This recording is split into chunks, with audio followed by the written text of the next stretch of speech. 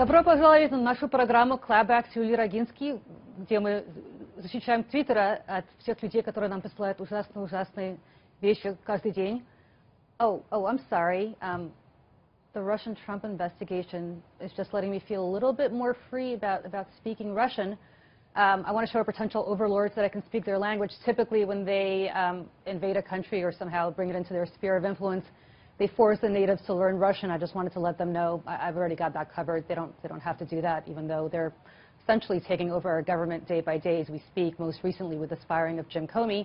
I say that also because former National Security Advisor Mike Flynn has found himself the subject of a federal subpoena, and his ties to Russia are being scrutinized by the FBI and Congress as part of a wider investigation into claims the Kremlin worked to tip the election in favor of Donald Trump. Oh, and by the way, it just apparently convened a grand jury to probe into those Russian ties. So, Mr. President, it's on and it's happening no matter what you try to do with firing Jim Comey or any other Twitter outbursts you have. And speaking of the Donald, when he met with the top Russian officials in the Oval Office yesterday, and let's just point out, the day after he fired Jim Comey, he had the Russian ambassador and Sergei Lavrov, the Russian foreign minister, in the Oval Office in the inner sanctum.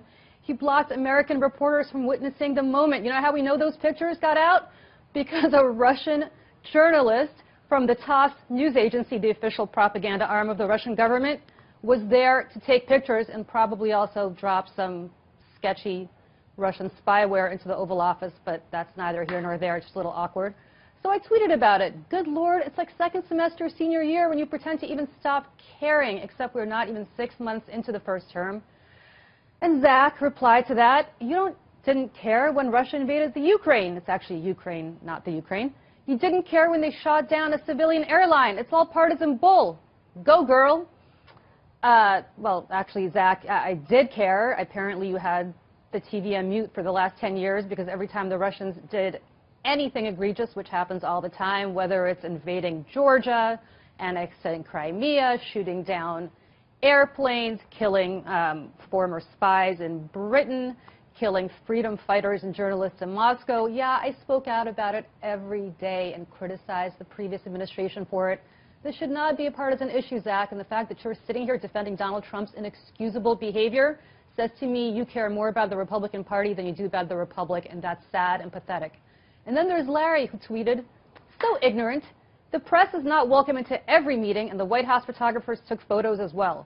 You're fishing as usual. No, actually, the photographers that took the photos, as I said, were Russian photographers, and the press is not invited into every meeting unless apparently it's Russian press that follows the Russian foreign minister around, and also the Russian ambassador, who, by the way, as you recall, got a bunch of people in the Trump administration into a lot of trouble when he met with them, including Mike Flynn, including Jeff Sessions, who had to recuse himself from investigations into Russia, although apparently not so much since he was involved in the firing of Jim Comey, and even poor princeling Jared Kushner, who met with him and failed to disclose that also.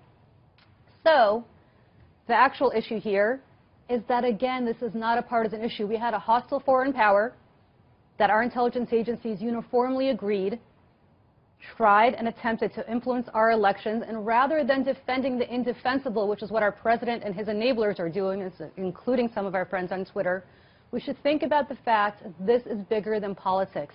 This is bigger than the Republican Party. This is bigger than the midterm elections. This is about the integrity of our democracy. So, for our overlords in Russia, and especially to Volodya from Leningrad, наша демократия сильнее, чем вы не победите. And for everyone else watching, I'm Julie Roginsky with Fox News.